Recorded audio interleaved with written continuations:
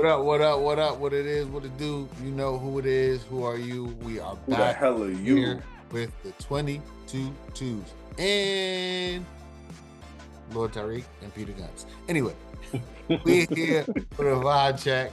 Listen, Creep Squad. We here for the vibe check because we don't do just sports. We do it all. We from New York. We from the epicenter. We from the home of this. We know this. So we gonna get into the vibe check. We're gonna talk about the culture. We're gonna talk about hip hop. We're gonna talk about everything that's going on, the hottest topics. We're not gonna talk about 50 Cent today because we don't want him to come out. 50 been on a rampage. Let's chill. For everybody. Everybody, look. Listen. This is vintage 50. I show you how to rob an industry, son. Serious. Yeah. 50 Cent's he on it right now, and he's still having fun at the Houston Rodeo. Yeah. He's living the life. Living the life. Anyway, we can go ahead and hop into this this vibe check. Mr. Too Smooth 2, take it away. Yes, sir, boys. And when I first seen this clip going viral, first thing I thought of was Birdman pulling up the Breakfast Club, talking about I done pulled up on y'all, but I done thought that was gangster. I ain't got no more talking. But Stephen A. Smith went to the Lakers game the other day. Somebody done pulled up on him. LeBron James, of course, had some beef pause with Stephen A. Smith over the various comments he's made over his son Bronny James being on the Lakers, and the audio, of course. I don't know who's the account. I guess it's the Legends account all over social media. They do an exceptional job at giving us the audio. They're doing the work. Yeah, it's crazy. But of course, LeBron pressed Stephen A. and told him to leave his son out of this shit. And he's pulling up to him, like as a pop, like, yo, son, stop talking about my son.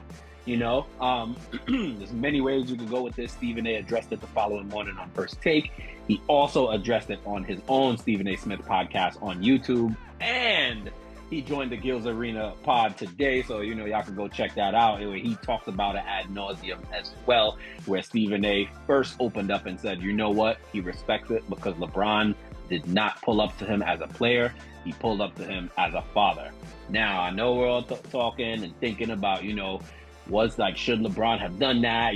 Everything's fair game once you make it to the pros. Bronny's technically a pro now, so you can say whatever you want because he's playing on the court. And of course, the first thing I thought of, I consume a lot of Stephen A. Smith content, but, I know he talked about Bronny James, but I think the one area where he might have tiptoed the line a little bit too close was he was like, as a father, you're getting your son exposed. And I'm sure LeBron took exception to that, which is just like, yo, critique the on-court play, say his defense is not ready, because we all saw it. Bronny got on the floor early in the first quarter against the Philadelphia 76ers a couple weeks ago. And when I kid you not, I looked at Tyrese Maxey's face and he was like, oh, nah. Tyrese took him to the basket 3 possessions in a row. And I'm not talking about getting in your offense. And I'm talking about I'm bringing the ball up from 90 and I'm feet. just going to score. I'm not passing it. I'm just going to get a bucket. I'm getting a bucket right now. It doesn't matter. And that's what proceeded to happen. So, that prompted that, the next day. And Stephen A. talked about getting exposed. But I wanted to hear from y'all fellas real quick. Maneuvers. Was LeBron wrong for pressing Stephen A?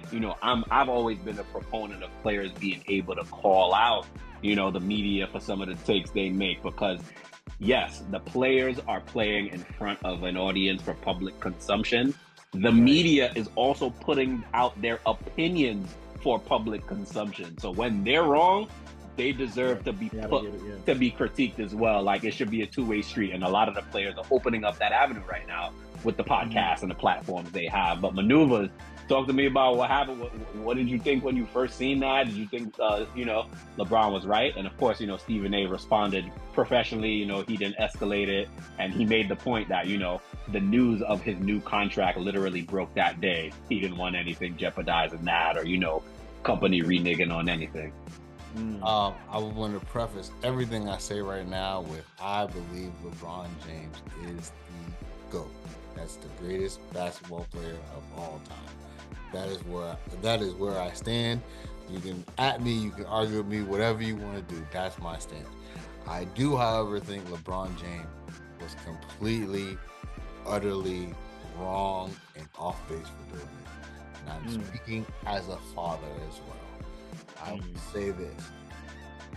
There's a time and place for everything. Right. That was neither the time nor the place to address it. So if you want to look at it as a guy from Brooklyn who's saying it, like the older people in my family, older dudes that I grew up with in the streets, they always used to say, you don't gotta be the loudest. You got an issue with somebody, pull them to the side and say something. That's the best way to get your point across. Yeah. All right. And from that respect, that's how it could have been handled. But also from the point of view of like, hey, like, this is not, it's gonna get picked up. Like you have every possible means of reaching out to Stephen A. Smith and checking him prior. Right. What if he wasn't at the game? What was your recourse then to address the situation? Right. So I felt like it was wrong, and I hate to get too deep into it, but I feel like from an optic point of view, it's like it looks really bad. Like LeBron James, you're the most powerful figure in the NBA. Stephen A. is one of the most powerful figures and faces in sports commentary, and you guys are both black men. Like it's not a good look. I didn't like it. It rubbed me the wrong way. Pause. Especially when your son is a professional, right? A pro basketball player. Like whatever. Like this. Don't bring your childhood traumas, LeBron. And it's weird to say it's a trauma for him because he was a teenager when he joined the league. Don't bring childhood trauma about people talking about you when you were a rookie and all the pressures that you have, and now feel like you need to address it for Bronny. Let him find his own way and deal with things how he sees fit. You just have to be his father. Like, this is the situation that you created for yourself. So you have to deal with it, and that's not the way that you deal with it. You continue to deal with it in the professional, upstanding way that we graceful, exactly. The graceful way that we have known to and learn how you handle things. It was totally out of character, and I didn't like it. I didn't appreciate it. And the last thing I'll say, another thing that I didn't appreciate is because Stephen A. is, while he may have a big mouth and he's always trying to, get something clickbait going or something like that. That is a man that takes care of his own. He's for the people. Everybody on. He signed his contract and he's literally changing first take. Yeah. He got Gilbert Arenas on ESPN, bro. Like Chad Johnson, ESPN. Like, don't do that to him. Like, you know what I'm saying? Because there's a lot of other folks that's out there that's saying wild craziness about your son too, and you ain't pulling up on them courtside of the game and saying nothing to them. So keep that same energy for them. That's, if you gonna do that, keep that same energy. I want to do that to all of them people that don't do it just to Stephen A. Well, Sean, I'm gonna pull up on you next because I was gonna say I'm gonna come to you next, but fire for that. No man can come to next man. But I'm gonna pull up on you next because I understand Manuba's point about there being a time and place for everything. I've also been around enough people to know that when they snap and see red, that time and place means nothing. Stephen A. also alluded on his show at Gil's Arena, what might have ticked LeBron off is Stephen A. realized, being at courtside at the game, there was a moment early in the game where Bronny looked up and noticed him in the crowd, and his face immediately went sour. Now, if LeBron saw that happen, I can see as a father where he's like, fuck that, I gotta address this shit right now. I personally have been in the building, several arenas, several games with Stephen A. Smith in attendance, and he never stays until the final buzzer. He is always out of there in the fourth quarter because he doesn't like anything to be about him. He don't want the show to be about him, right? It's always about the players, and he just doesn't want to be in the crowd. He wants to get out of there. So LeBron, if I know that, LeBron for sure knows that. And in LeBron's head, it's like, if I don't pull up on him now, by the time this game ends, he's going to be gone, and I need to pull up to him face to face. Now, to your credit, Maneuvers, yes. Rich Paul got his number. Maverick Carter got his number. You know, LeBron's the biggest name in the NBA. He has several ways he could get in touch with Stephen A. It ain't no hard for nobody. You can get in touch with him. If you in circles, you can get in touch with him. Yeah, but listen, man, when things like that happen, you know, he snapped. He wanted to address it immediately. But Sean, talk to me about that whole sequence. You know, I know you follow some Stephen A content as well. And just, you know, how it went viral so fast, which to Maneuver's point, we knew that would happen. There's cameras everywhere. But to Maneuver's point, as black men, you hate to see that. But then you also have to remember as well, like, Stephen A offered his opinions on his platform the way that he wanted to, the way that he wanted to be able to talk about his son, the nepotism, the fact that he shouldn't have a roster spot on a team that's as good as the Los Angeles Lakers. And LeBron reciprocated by responding the way he wanted to. Right. It didn't matter, you know, how he wanted to embarrass Stephen A. That was obvious. He wanted to be able to get out on the floor. I feel you, Maneuvers. I'm with you. Listen, I'm with you. I'm with you. You know, it's Saturday night. You know what I'm saying? The NBA got microphones, hot mics everywhere on the court because guys are mic'd up. You got one in the rim, you got one on the sideline. He knew that was calculated. LeBron James knew what he wanted to do, and he wanted to make sure. And he wanted to make sure that he put one of the biggest media figures in all of sports on notice, so that others would be able to see and be like, yeah, if you have something to say about my son, you're gonna have to deal with me courtside if you pull up, or if I see you anywhere, I have something to say to you. LeBron James is no dummy. Yeah. He knew exactly what he was doing when he did what he did. So although I do understand Maneuvers' point, and I'm with him, because you have to be able to articulate your point and why somebody put you in a position where you're at odds with them behind closed doors, so that the public doesn't need to see. But the way LeBron James is looking at it is, nobody did that for my son. Although his son is an athlete, he is subject to the same criticism that every other athlete is. Yep. LeBron James chose to take that route to say, you better think twice if you're going to talk about my boy.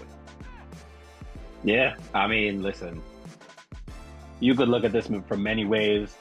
Bronny doesn't deserve the spot. All the folks that says Bronny doesn't deserve the spot have yet to name me the replacement that should have been drafted 55th. We look at the 56, 57, 58 pick. Yeah. You know, one of them being Ariel Hakporti.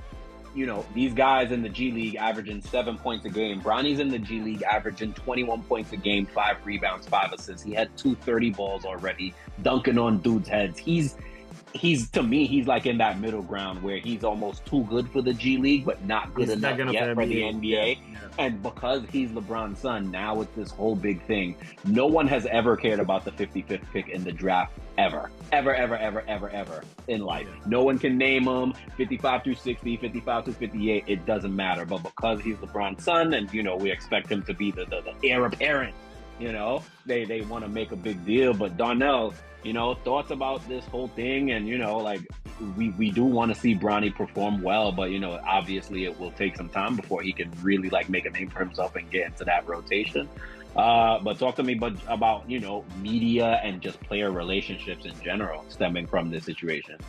I think part and parcel of it too is what we have right now in the media realm. We have this crazy situation where the players are now becoming their own gatekeepers with them. Like they have just become like how it's become one. You know, you have so many ex-players doing media podcasts. LeBron did do one.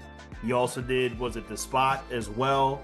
Was it The Spot or was it The Shop? The Shop. The Shop. You know what I mean? So The Shop. I think in a lot of ways there was a parental aspect, but it was also an aspect of LeBron saying like, hey, I've been a part of this narrative as well. So I'm going to talk to you like this. But I agree with maneuvers. I do think it was a better time and place to do it. It could have been something where he could have, on the way out, like catch him, when he's probably going down the hall, like leaving the stadium or something. But I mean, but we just said he can't. No, I'm saying, but because he leaves early. But that's something but that's where you reach out and you tell your boy Rich Paul or Maverick Carter. Keep it a bean. LeBron could have probably sent somebody from the bench, like, yo, tell Stephen A. see me. Just tell him just see. That's it. That's all you had to do. Not even. Listen, Okay.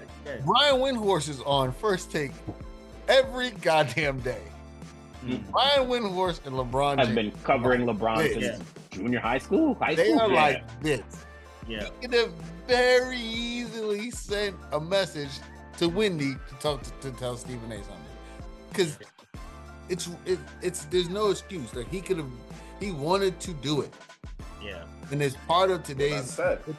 It is part of today's media, and That's what I said. You're right. He wanted to do that. He wanted to do it, but it's sad that that's what he wanted to do. Yeah. Part of today's media is like athletes now are doing everything they can to control their own narrative. Like they are releasing information. Well, go ahead, man. Yeah, keep talking, because I'm sorry. Go ahead. what I want to say. Go ahead. God, sorry, man. Sorry about that, dog. Like, it's crazy. It's crazy how y'all are, man. Y'all are diabolical, son. Sorry, like, man. I give y'all all the time to talk, and whenever I start talking, man, y'all just jump in and like just every time, like just back to you, Robert.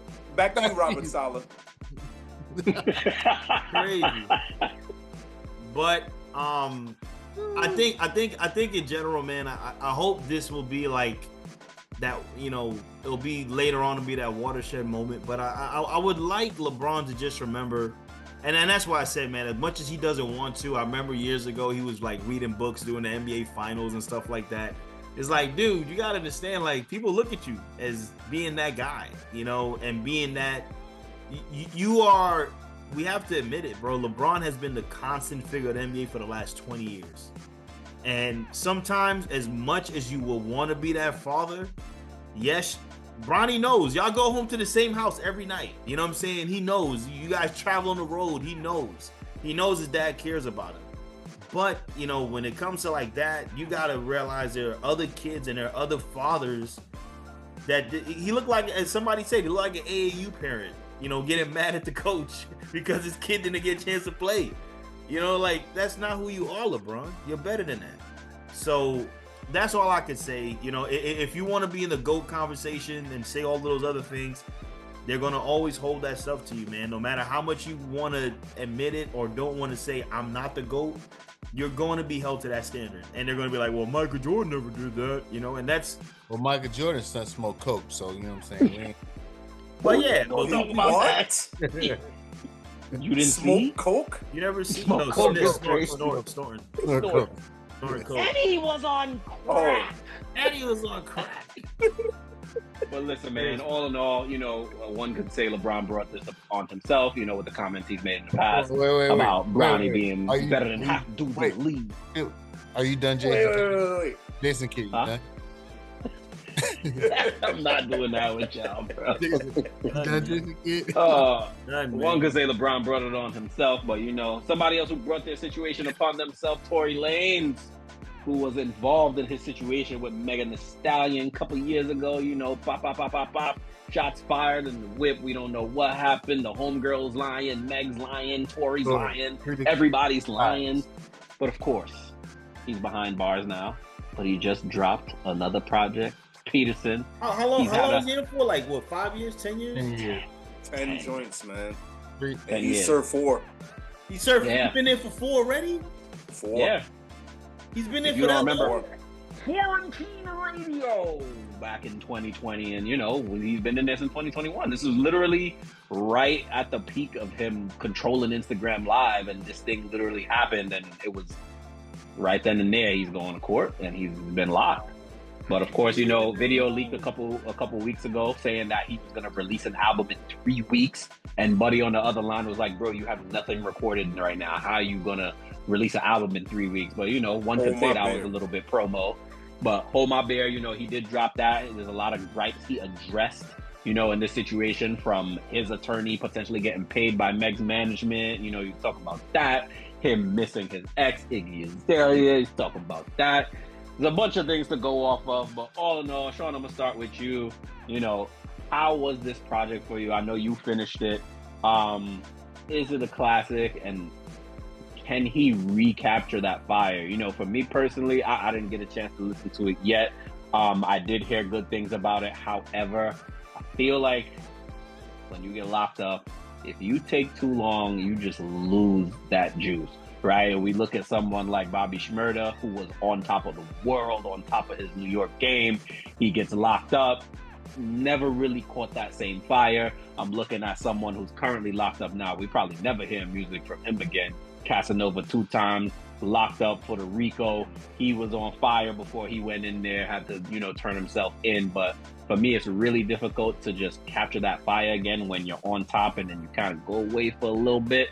You kind of got to consistently feed the public. But wait, he was singing "Woman's Fed Up." You know what I'm saying? On the pod, he was, doing numbers. Bro, singing old joints. Sean, talk to me about the album, man. You know what's crazy? Before you even get into that, I saw the Residuals Challenge where R. Kelly participated. Did you guys hear that? Listen, fire. Tore that shit up. But yeah, and shout out to the Wave God, Max B, getting out toward the end of this year, fourth quarter of this year, supposedly. Oh, for real? He's been getting out for like the past 15 years, but now they're saying that it's a reality. You know what I'm saying? But to the people who have always had a problem with Tory Lanez saying that he's a swagger jacker, he doesn't have his own sound. He's someone who doesn't necessarily have the creativity to stand on his own. He always has to reflect off of other artists, i.e. Drake. They can shut up now, because this particular project is in the running for album of the year, in my personal opinion. It's that good. You know what I'm saying? He gets into, first of all, it's a story about what he's going through while he's in jail. You know what I'm saying? He talks on a track, he talks about Iggy Azalea, how she's sleeping with one of his mans, and he just got in jail. Like, why does it have to be that way? Isn't that standard? Good grief! Listen, I feel like I hear that story over and over. Listen, bro. I mean, but it honestly, adversity and tragedy usually makes for good art, right? And in this instance, there's no exception to the rule, because this is probably, it sounds terrible, this is probably the best shit that ever happened to his musical career. Because this body of work, he came out with an R&B joint about a year or two ago that was straight heat.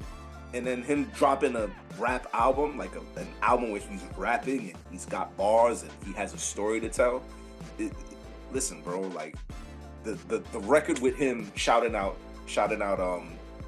Chris Brown, I think it's called Verdict Days of Lawyer. Well, no, not Verdict Days. It's called TDF LA County Jail. He goes off on that record, bro. He shouts out Chris Brown for being one of the only artists. He's standing next to a bunch of people, shoulder to shoulder with a lot of artists. A lot of dudes didn't come to his aid. And Chris Brown, apparently, by his recollection, paid a lot of his legal fees where others didn't. He said that he's running low on money. Family members all on his back, trying to figure out if they're still going to be supported while they're not even checking in with him in jail. Nobody putting any money in his commissary. So it's a really deep body. Listen, it's a really deep body of work, but the bars, the sound sonically, and what's amazing to me is he recorded this in jail. And from what I understand, he had recording equipment when he wasn't supposed to have the recording equipment. And it sounds amazing. It sounds like he's in the booth. So listen, if you fellas have not had an opportunity to hear it, I urge you to listen to the album, because lately hip hop has slipped, in my personal opinion, in terms of real hip hop and hearing artist Or you getting old. put together a body of work. Or I might be getting old. I'm not even going to refute that. But I really enjoy I really enjoy this album. This is really good. T. I hope so. Maneuvers, what's up? I want to address something more so about who Mr. Daystar is, Tory. I think You see how diesel he is, real quick. Dude, He got in put the some- gym, He got it. bro. I just Ain't want got nothing else to do. Prison workout, man. I want to say, one, Tory is a really good dude. So free Tory, really good dude. Free Tory. But two, I think like in the midst of everything that was happening, right before he went in, he released a project, and he was really excited about that project. It didn't do as well because of everything that was going on. That was a really dope project. You mentioned a lot of other people who were locked up that came out, and you said that they lost their heat. I don't think that's gonna happen with Tory. Because I think the difference with Tory is, and this is no shade to anybody, because a lot of those guys came out and they didn't jump on the momentum of them coming out of jail. Tory puts in work. Like he released a new album that he recorded in jail, but he's got plenty of things that he had that's recorded in like ready to go that he could have released and he didn't. Tory puts in work when it comes to his music. Tory puts in work when it comes to his business. The reason Tory don't have money now is because he figured out what he wanted to do and he went a different route and kind of went away from the major labels. And that's, word on the street, that's part of why he's in the situation that he's in now anyway. Mad respect for him. I think when he gets out, it's going to be amazing. I hope he don't have to deal with no situation with them trying not to let him into the U.S. because he's from Canada. Because I think the momentum that he's going to have when he gets out, because he does have a lot of supporters, I think It's gonna be crazy. you're going to see something different that you've ever seen before.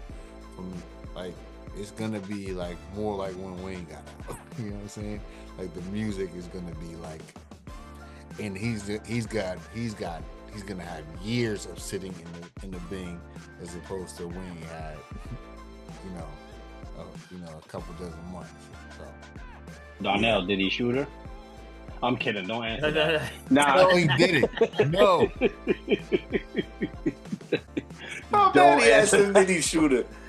Nah. My question. Oh man, Yeah, I'm not making fun of the situation. Let's That is not just. go I mean, there, I man. feel like Let's we not go just. there. Moderator out of pocket. Yeah, we have no idea what happened. I feel like everybody's giving the story, but moving on. But Darnell, when he comes out, he's gonna be what, mid-30s? Yeah. When he comes out. So Yeah, late- Darnell, can you expect someone of that age to kind of still be riding the wave of what they had before they went in there?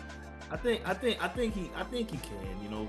Back to what what Manus and Clark Kent said. I think Tory Lanez for the most part. I mean, I said like when he first came out, I was like, man, like okay, this is different. His sound is a little bit different. He's got a little, he got some stuff going on. I remember like showing, what was that track that he said he had with the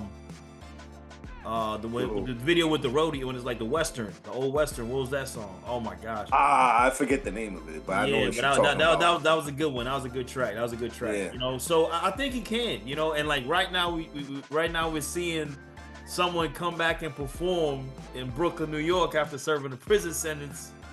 Where's Bob? Hey, both got love me so. You know what I'm saying? So listen. What that under me nose? I'm out. You know what I mean? So it could be done. You know what I'm saying? If you develop such a base, it can happen. And I think the best part about it, man, is the reconciliation process. And if you're talented and you have music that people could really like and they can relate to, you're gonna get people to show up for you. And it does suck because I'm gonna listen to the album too. You know, he said a lot of people haven't really suck up to him and suck up for him, and like that's crazy, man. Shout out to Chris Brown for just being there for him, man. Because that's being a real one, like yeah. That's crazy. You know what I mean? Because I know Chris had his own troubles, and who knows who he probably was like, man, exactly what you going through. I went through it too. You know what I mean? So Donnell, he got a track called Lawyer Fees. It's an interlude, but it's called Lawyer Fees. That's crazy. You know, it's tough. And to your point, I think that he can be successful when he gets out. I think he can. He got some credit. I mean, I said he juiced up. I just seen the album photo. Like, yo, he's crazy, right? Yo, he's Well, Tory Lanez, man, shout out to you. Keep doing your thing. Keep releasing the shout music. out Tory Lanez. I want to Tory say one more Lanez. thing on the music part. And take it out. And take us out. Yeah. I want some more on the music part. You know, we said people say he you know, be jocking people's style and stuff like that. I feel like he don't, because I feel like what Tory does for him is more real and it's more authentic. Like when he goes into the Caribbean sound, when he goes into the R&B, when he goes into the hip hop, no shade on Drake, but like when Tory does it, it sounds like authentic. That's what he's supposed to sound. Yeah, not that fake ass Drake Jamaican accent he be doing. So I love. Shout out to Drake. Yeah, shout out to Drake. Shout out to Tory, and I think that's another reason why he's gonna shine when he gets out, because you're gonna be more than sound is authentic. All right, Peter Guns. I didn't know you had the vocals like that. I know what you do. Yeah, we ain't gonna all right, Jason Kidd. We gonna head out. We gonna head out on that. Peace.